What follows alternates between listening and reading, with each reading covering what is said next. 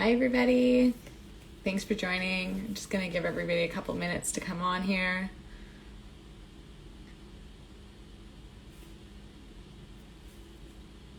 Good morning. Good morning. Thanks for joining.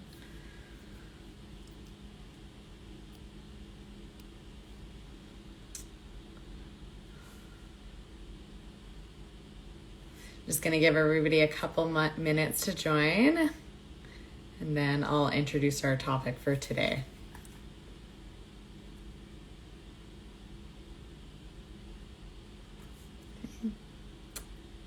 All right, so today we are going to be talking about Koleston Perfect and color blocking. My name is Nichelle Desautels. I am an educator for the Wella Company here in Vancouver, BC. I want to start off by thanking Modern for letting us join their live today and kind of take over their Instagram to bring this to you guys. As I said, we are going to be doing creative color blocking with Koleston Perfect today, and I have my coworker Zeina joining me today to show you guys what she's doing. So I'm going to bring her in.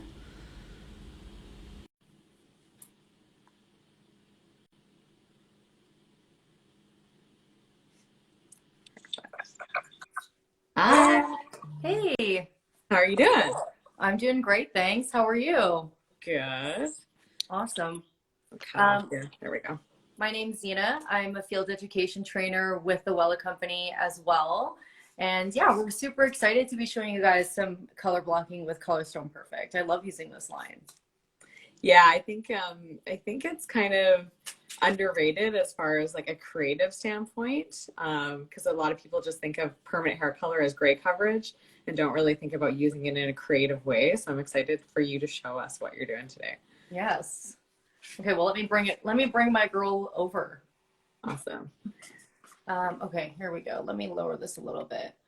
Okay, so what I've decided to do today is I kind of have her sectioned out. I guess it's kind of hard to see. I kind of have her sectioned out using like a star pattern.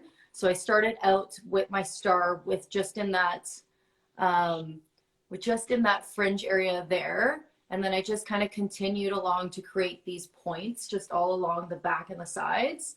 So we're going to do some color blocking with this. And yeah, we're going to use KP special mixes. So I love how someone's already calling it out in the chat box there.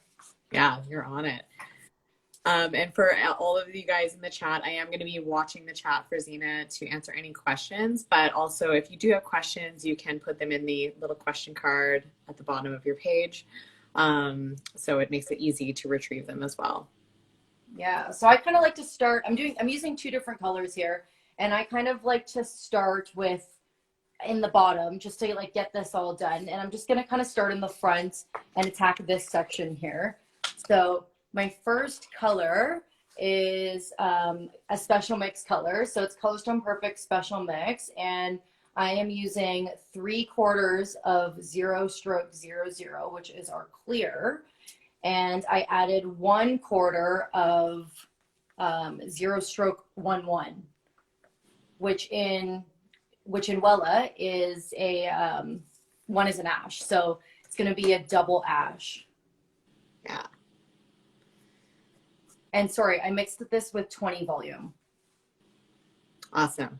And can we ask why you mix them with 20 volume? Yeah, so it's actually cool because the special mixes, even though they're creative intensifiers, they are still part of the permanent color family of Koleston Perfect. So you can actually mix them with any of the Welloxon Perfect developers. So, I mean, like, it's common to mix it with like pastel or 10 volume or whatever, but in this case, I decided to mix it with 20 volume, just for more control over the tone as well. Because I don't know, Nichelle, I find 011 is a really strong ash and it's a really strong pigment. So that's why I diluted it with a lot of clear. But that's also why I used a bit of 20 volume. So more intensity of tone and more control. Is that what you would say too in this situation? 100%. And also, and EG Porter kind of called it out in the chat, also to get lift, which is when we're working on these mannequins, we'd like to say they're a level 9, but in reality, they're a level 8. So using 20 volume with a permanent hair color, we're able to kind of get a little bit of lift and like budge out some of that that gold that she has in there. Yeah, totally. Yeah. So we did have visuals prepared for you guys today, but Instagram just keeps changing things on us. Oh no. So I'm unable to share any photos. Oh no. But luckily I have my handy color craft book today. So I will share you guys some images from here. Nichelle, I love how prepared you are. I know. Just in case I brought my book out.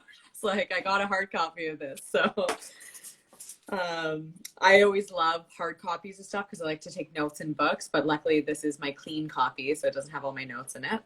Perfect. So today we're kind of talking about color blocking and color blocking as a trend. Now, for anybody that is in their 30s or older, you probably remember color blocking. I definitely remember it from the 90s and early 2000s, where the like really like the peekaboo highlights or like the stripy, chunky highlights and stuff like that. And like every trend, things come back around again. So we're starting to see color blocking come up as a trend again. Have you gotten any of it in the salon as well, Zeina? Yeah, absolutely. Especially that like really thick money piece, that like color blocked money piece. I've been getting quite a bit of that. And I feel like definitely like something that's never gone away that is color blocking and that people don't often think is like thick peekaboos or something like that. Yeah.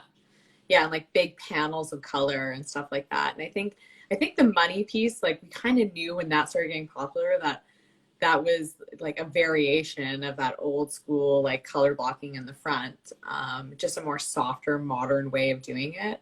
And now we're starting to see it come back. But what I like about what's happened with color blocking now is it's definitely been modernized. And I feel like it's done very well now. Like it's not, it doesn't look like it did back in the 90s, early 2000s. So I just finished this first panel here for my color block. And I just laid a foil down just because I hate when color touches, even though she's not real, I still like to pretend she is. So I hate when color touches them. Yeah.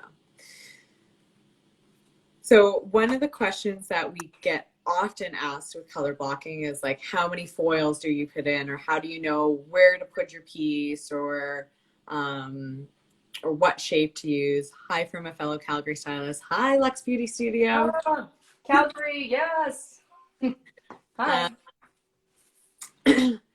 So like a question that we get asked is how many foils do we put in to like, is there a perfect number of foils to get for a color blocking piece or something like that? And the answer is no. There's not going to be a perfect number that's going to work for every head shape or every color blocking piece. It's really going to depend on what is the look you're going for. So what I like about what Zeina's done here is she's using shapes. So I'm going to just bring up the shape that she's using so you guys can see what it looks like. Yeah, I definitely think placement is like the number 1 question. Yeah, definitely. And we kind of naturally use shapes in hair coloring. So this is stars. Everything's going to be backwards, guys. I'm sorry. So here is kind of some variations of stars. So you can see Zeina here is using a star pattern right on the top of the head. So it's going to be a very bold statement piece. And what I like is she's kind of combined these where it's like she's got some very deep star points in there. Right? Yeah. So that's good. Oh, sorry. No, you go. Sorry. So that's really going to create that color block for her, but still keeping it so the colors kind of meld together a little bit. You'll get kind of beams of colors and natural highs and lows. Now, if anybody remembers the light, like the blonde hair on top and the dark hair on the bottom, does anybody remember that trend? Give me some hearts if you remember that trend. Oh, I remember those from my emo days. Yeah. I remember doing those in the salon when I first started doing hair. We did a lot of the yeah, the blonde on top, dark on the bottom. And we naturally just went in with the zigzags or and everything to kind of diffuse that line and give us those natural highs and lows. Oh yes, thanks for the hearts. Yeah. And but what you're kind of doing there is you are creating a star section without maybe really calling it a star section. So that's a really cool way of doing it. Okay. The next kind of shape we could do, let me just find it, especially for color blocking when we want to do something in the fringe, we could do a triangle. So we can do triangle sections in the fringe to kind of create that color block in the front, right? So that's what a triangle section looks like. I love that one, actually. Yeah, I do too. And again, if you guys have seen any of our, like this is off topic of color blocking, but then with like our Brazilian illuminage technique, we started bringing in triangles into that technique as well. So there's a lot of different ways you can use triangles. Okay. Do you have anything else to add there, Z? No, I think that's what I would have said too. Creates like a spread of color, kind of like a beam, which is cool. Yeah, and I think you said that already. Sorry. Yeah, no worries. The next one I had for you guys was a circle. So this is just kind of some variations of circles that are on there. This is called section color, but we can use circles to create kind of a peekaboo look without overcomplicating it. Oh, we have a comment. Oh. We still kind of do date. I always leave dark around the occipital and add depth to my blondes. It really helps pop your blondes. It isn't just half and half. Love the half fringe look lately. Yeah, we definitely do. And that's a really good call out. So one thing I did want to talk to you guys about along with shapes is talking about kind of the areas of the head. And I'm so glad I had all this printed out. Thank goodness. Yeah, here are kind of our areas of the head, right? And it's really important when we're talking about color blocking or any kind of color placement really is, you know, where do we put it on the head? Now, I said earlier when Z was talking about putting her star right on the top of the head, it's going to be a very impactful piece because it's right onto the top of the head. So it's going to be a very bold color blocking move. But when we talk about adding color in kind of the occipital bone or the nape, we are really adding depth to that color. So we're kind of making those highs and lows pop out by creating that depth there. So we do kind of still use this in a more modern way than we used to in the 90s when we had blonde on top and dark on bottom. And we have an example coming up. Yes, we do. All right. So Zeina, you're working on the bottom of your section. Can you tell us why you started on the bottom? Yeah. I mean, you know what? I feel like for this application, you really could start on the top or the bottom. Either one. You know what I mean? Because like you could start on the top and then just kind of like outline all those points and then just get everything out of the way. But I decided I kind of like when I'm doing this to, so I'm just going to clean that line up a little bit. There we go. I kind of like when I'm doing this because the star's already sectioned out. I just kind of like to outline my my line a little bit so I can clearly see where I need to put the product. Mm-hmm. And my sections are a bit, like it's a bit more mapped out that way. Yeah. Yeah. I personally would start bottom to top in this kind of scenario as well because it just keeps everything a little bit cleaner and easier to work with because you can kind of work the bottom section and then not have to worry about accidentally touching the top of your section.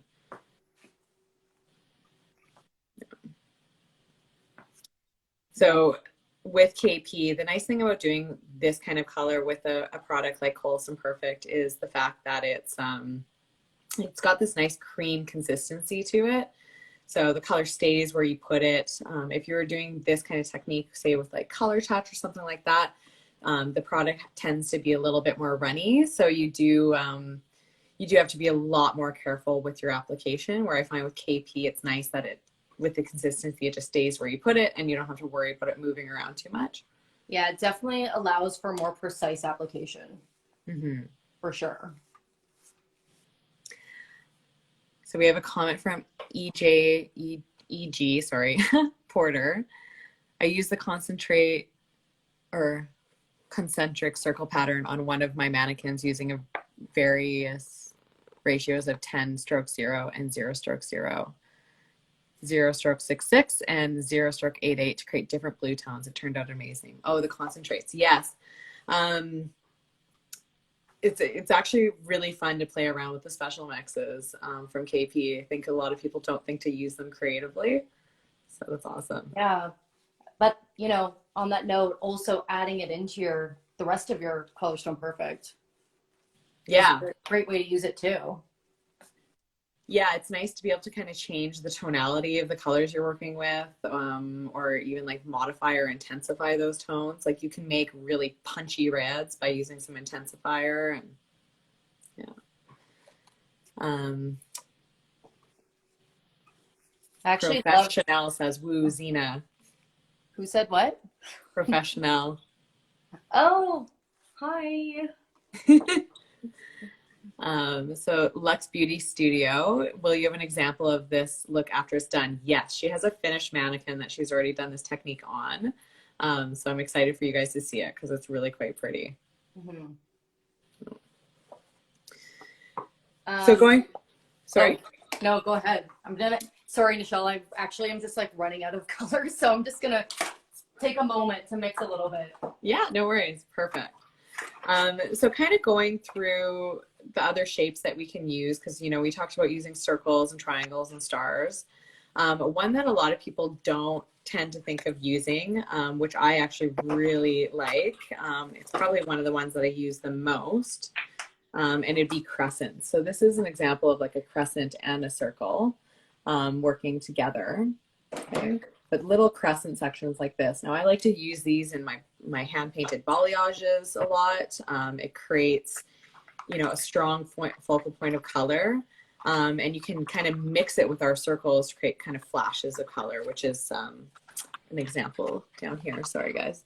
There we go. So that's an example of a crescent and a circle. And it's going to create kind of, you know, a big flash of color when it's mixed with the circle there.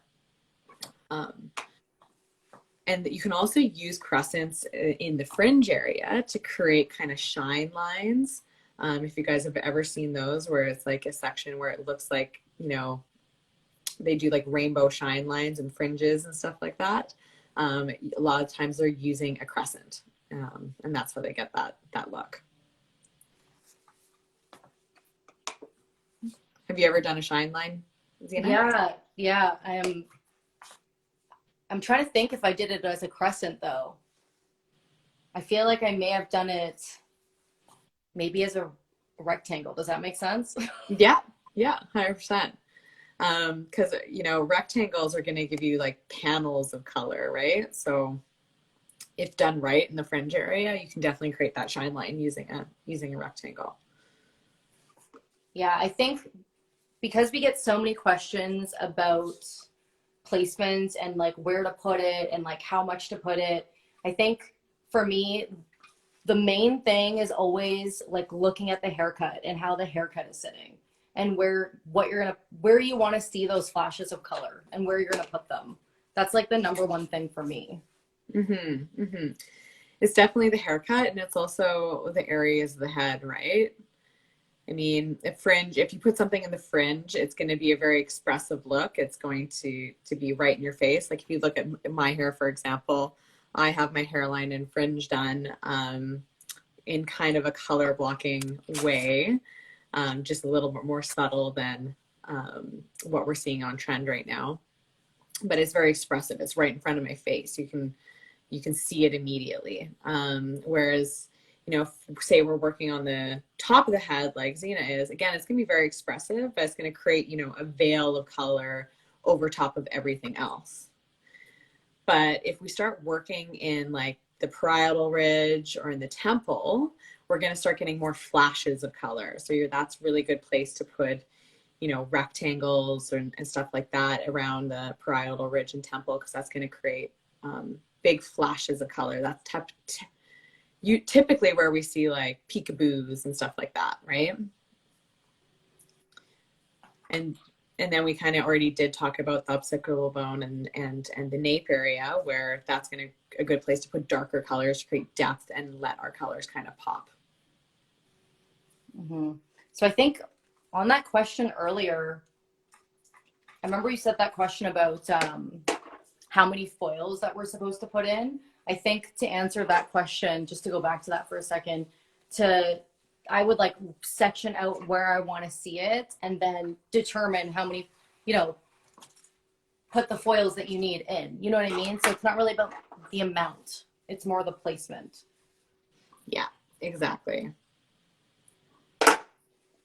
Okay. So now I'm going to spin her this way. This side's really processed. I kind of like to this is just a lot of hair, so I kind of just like to put this section over here or clip it maybe.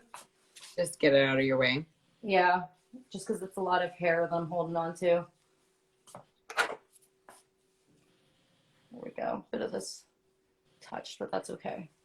And then I just kind of like to break mine into the sections just so I can see what I'm working with, just to clip it all out of the way.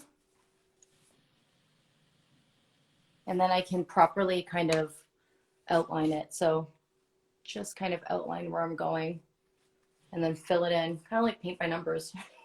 And do you want to tell us what formula you're using for the top? So I'm using the zero stroke 3-3, and I mixed it with pastel at a 1-to-1 mixing ratio. Awesome. So I was just gonna say, and well, the 3 is a gold, so it's gonna be like a double gold. Yeah, yeah. And E.G. Porter just says 0-3-0. That is also another yellow. Good guess though. It was the 3-3 instead, so that's why it's a little more golden. I actually use the 3-0 and the 3-3 quite a lot as intense, like quite a lot to add into my formulas to like warm them up. Yeah, definitely. I when we came out with the new formulation for KP, I was so excited when they added the stroke 3-0 to the special mix. Yeah, me too. Yeah. Just a bit softer. Yeah, not as intense as the 0-3-3. Now, Zeina did mention that she mixed it 1-to-1 with pastel, and I know traditionally we would mix pastel one part color to 2 parts developer.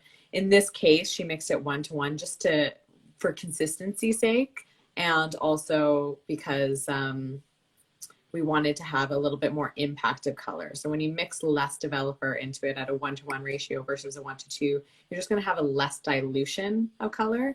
So it's going to drive the pigment, or it's going to have a more concentrate of pigment in it.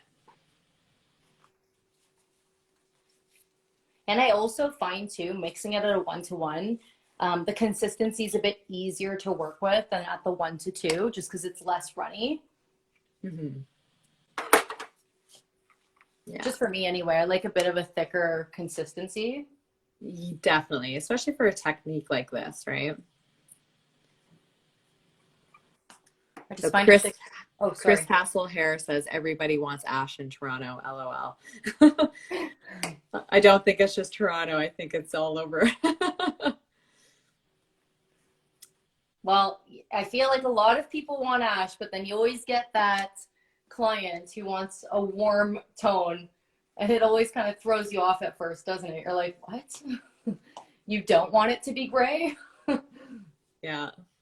It's always interesting too when somebody is very persistent about getting an ash color or a cool color, and then you put it on them and they're like, oh, wait a second, maybe I don't want that. Not always what you think. Yeah. But on that note, I think it's kind of cool to have the mix of the warm and the cool in a creative kind of color setting. Mm-hmm. And that actually brings up a good point, of, you know, what colors to choose and can you mix warm and cool? And you definitely can. You know, when we talk about color and choosing colors for our clients, I always like to think of like color harmonies. So, you know, when you use complementary colors, so colors that are opposite to each other on the color wheel, they actually complement each other very well. That's what also why they're called complementary colors. Um, but you can create quite a beautiful color by using opposite of the color wheel, and it doesn't have to be in an extreme sense like it is like Zeina's doing with color blocking where it's, you know, yellow and gray. You can do it in a more subtle way where it's like maybe you have the low lights, you know, a green based low light or ash, green based ash, and then the highlight is more of like a, you know, red based highlight or warmer highlight, and they actually complement each other quite well. Have you ever done that? Yeah, absolutely. Even yeah, like you were saying, even in a more subtle way, where like maybe the highlight is ashier and the low light is warmer or something like that. Mm-hmm. Doesn't have Yeah. to be as dramatic as this. Yeah, this is like complementary colors on the extreme end of the spectrum, but you can also do it in a more subtle way for sure. So E.G. Porter said, do you add 0-stroke 1-1 to make the color cooler for those who lift super warm? Yeah, you could totally do that for sure. Like in your toners or even in your like as you're lifting virgin hair for sure. Yeah, yeah, definitely. Always kind of refer back to your color wheel when you're, say, lifting with a permanent hair color. I always like to think of, you know, what am I going to expose? So say I have a level 5 hair and I want to lift her to a level 7. I'm going to be exposing orange and yellow. So what do I need in my formula to make sure I can control that orange and yellow while I'm, you know, lifting those 2 levels? So you can always add special mix into it if you don't have the correct tone in Koleston Perfect, or you need a little extra boost. On that note, I was gonna say we should have had a visual, but I remember our visuals aren't working of that guide to use the special mixes. Oh yes, the special mix guide. Um, so if you guys go into the app, underneath Koleston Perfect, there will be a special mix guide in there. And essentially it's a chart. It looks like a little graph. It has some bars. And on there, it tells you, depending on level, how much special mix you'll need to add into your formula per 30 grams. So what that kind of means is, you know, obviously the darker the level of hair color, the more special mix is going to be needed to be able to see a tonal difference. So it's just a kind of a minimum basic guide of what you need. Yeah. And that's on our Wella Professionals app. It is totally free to download. Has a ton of content on there. You could literally be looking at content all day if you wanted to. Yeah, if you guys haven't dug around in the app at all, I highly recommend getting a glass of wine or a bottle of wine and digging around in there. There's a lot of great content in there, and they're constantly adding new stuff. I love going on there and digging around. Chris Hassel's hair says the color reminds me of Finding Nemo. Oh my gosh, that's so true. Yeah. So we have a ooh. Okay, so we have a question. What do you think of pink and blue together? I redid my mannequin color for BAAs, and he's on the fence. Oh So my gosh, pink and first of blue. all, so exciting that someone's doing a mannequin for BEAs. Love Yeah, it. yeah, love it. Pink and blue. I like pink and blue together. Um, I think even when Zeina first did this mannequin, we were definitely both on the fence of it. Yes, we were. Yes, we were. Because when you have those bold colors that are very opposite on ends of the spectrum, sometimes we just kind of shy away from them. I think pink and blue together is great. Essentially, you know, you're having, I wouldn't say it's not necessarily a complementary color harmony, but I think they go well together. Yeah, I think they totally go well together. Yeah. It's kind of like even like pink and purple, like those go really well together too. And blue's, you know, similar. Yeah. Yeah, Emily says I like pink and mint green together. That's a nice mixes too. Oh, I want mint green hair. Yeah. That'll never happen. How's my time, Nichelle? We're doing good. We're at 10:30. All right, I'm just finishing up here. So now that I've gotten all those points in, it's just the last point in the very front and the fringe. And then you kind of just have, it's so much easier because everything's kind of out of the way already. Mm-hmm. I'll spin her around. Or I could even, oops, sorry. I've tripped over these mannequin stands so many times. Yeah. So someone said the Wella Global community is an awesome, amazing source to learn about color. I'm new to color and have learned so much from them. Yes, the Wella Professionals Global Care Community Facebook page is amazing for content about color, a place to great place to ask questions, also a great place to find formulas and just see how other people get different results. So we have a question. How long would you let this process for? Oh, great question. I let mine process for about 30 minutes. I mean, Koleston Perfect processes for 30 to 40 minutes, I believe. Yeah. Right, Nichelle. Yeah, 30 to 40 minutes. And then, you know, if you need extra time, you can always add extra time. But yeah, I typically tend to process these colors for 30 minutes. Yeah, that's great. And then I like to rinse really well and post-color treatment. So Emily says, this is actually a really hard placement. You are doing a great job. Oh my gosh, thanks, Emily. Yeah, it is a hard placement, especially when you're working with two very opposite colors as well. You need to be careful about where you're placing everything and not mixing them. Yeah, it's a hard placement, but it's also a really fun placement. And I mean, this is a really great placement too for colors that are really similar as well, not just opposite. I feel like because it is such a bold statement piece, like colors that blend really well together, this would be a really great one for that too. Like, I think there's a lot of opportunity to do color blocking in the salon with our clientele because, you know, even if she didn't have pre-lightened hair, even if she had brown hair, you could still color block somebody with brown hair. Yeah.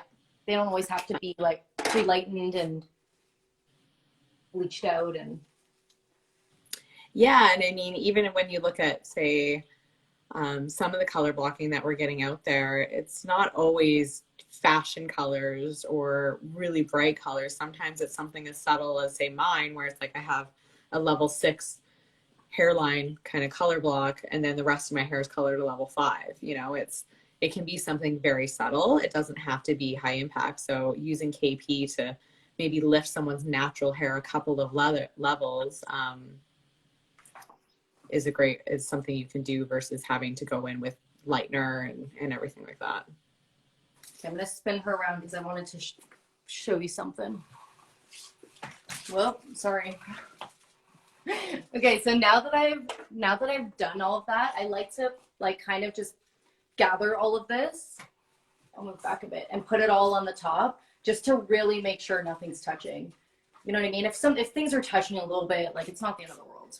Yeah. What's the worst that's gonna happen? But just to really make sure nothing mushes together, like who knows what she's gonna do when I walk away and start doing something else, right? Just get a tail comb in there and start digging into her head. Right? So I like to just kind of put this on the top, make sure it's kind of clipped away and like not touching anything else. And then with this down here, just because this is all kind of like left out, yeah, I'll put like a foil, make sure she's all comfortable, or you could just kind of twist it and clip it up. Just make sure it's all out of the way. And then everything is not touching, which is great. Yeah. Yeah. So we did have a question here. So with this covered gray, since KP is permanent, that's a great question. it is a great question. Do you want to take it, Z, or do you want me to take it? I mean, I can answer that, and then you can chime in because I'm sure you'll have more to say. Yeah, definitely. So it is a permanent color, yes. But in order to cover gray in Koleston Perfect, we need to make sure we're adding. Here, I'll just move her out of the way. She doesn't need to be in this. We just need to make sure that we're adding something from our pure natural section. So anything with a dominant tone of 0 in it is going to give us 100% gray coverage. So because these special mixes don't have a dominant tone of 0, we're not going to get any actual coverage out of it. It's just going to be a bit more tonal control or more pigment. Yeah. Yeah, definitely. And I mean, using them in a pure way like this, in a creative way, you might get a slight color to the white hair, but you're not going to get coverage. It's still going to look very hollow. And it's probably not going to last as long, if that makes sense. It might just be like staining the gray. Exactly. Rather than covering it. Yeah. I hope that answers your question. Yeah, hope so. Should I bring over the finished girl? Yes, bring her over. I'm excited. Okay. All right. So this is the finished girl. Shout out to Zach for helping me with this haircut. Thanks, Zach. Yeah, thanks. It's beautiful. So when she first did this, and like it was just all straight, we were both like, whoa.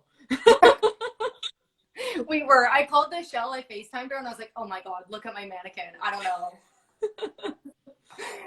But now, yeah, I've styled her. So you haven't even seen her styled yet, Nichelle. So I styled her. I think this is a really fun haircut for this look, for like a creative look too. Because I'll show you guys the back, because where you can see those points. I don't know how to use the stand. I'm sorry. So you can see like where she has those points from the star. It really gives it like a nice blend and like a focal point. And it was kind of interesting as far as like the haircut and stuff, because when I was talking to Zach about it, haircut plays such a big role in your placement, because he was even saying too, like, you don't want to go too short with the layers and then you're really just going to lose, like, you know, those points. So I think it's cool that, I don't know, haircut and color just go hand in hand. I just really love it. Yeah. Oh yeah. On my mannequin, so yeah, so I used the 0 stroke 3-3 with the pastel 1-to-1 mixing ratio on top. And then the underneath was the 3/4 of the clear, the 0 stroke 0-0, with the 1/4 of the 0 stroke 1-1, which is the double ash and 20 volume. And then just on my mannequin here, because I did this haircut before I colored it so that I could really visualize the placement. So with the fringe here, because I did this like really cute little curtain fringe, which I'm super proud of, by the way. I'm just going to bring her closer. On this fringe, I kind of did a bit of detailing with another color. So I used the 0 stroke 3-4. So it's a gold red. And I just kind of like detailed out some coppery pieces just for fun around her face. Yeah. Just for, you know. It adds some interest, and it definitely draws your eyes to her fringe, which is really cool. Yeah. So we have lots of compliments, lots of heart eyes. Oh my God, obsessed. Pantone 2021. Oh, that's why I wanted to do yellow. Yeah. And we do have a question about what is your formula on your hair for the pink? Okay.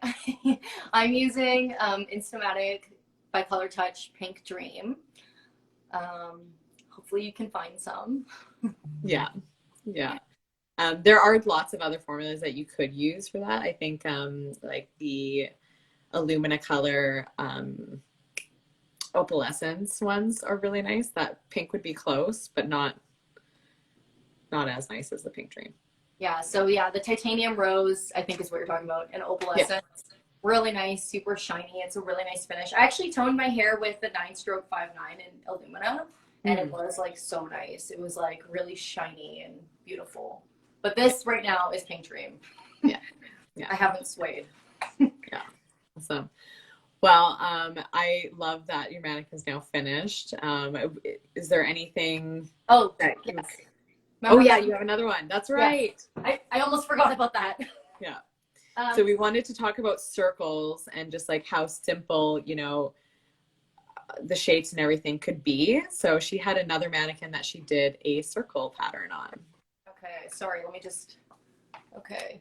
Sorry, she's all, so yeah, this is the, can you guys see that here? Yeah, there we go. Sorry, I'm struggling with my tripod today. So this is the mannequin that we did. So I sectioned out a circle on the top, and basically I colored the circle on top one color.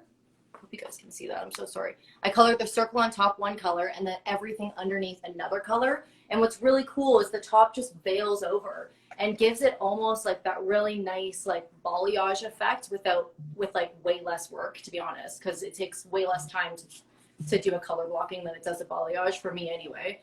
So yeah. It's cool because I'm gonna bring her closer. It's kind of nice because you get like these big flashes of color underneath.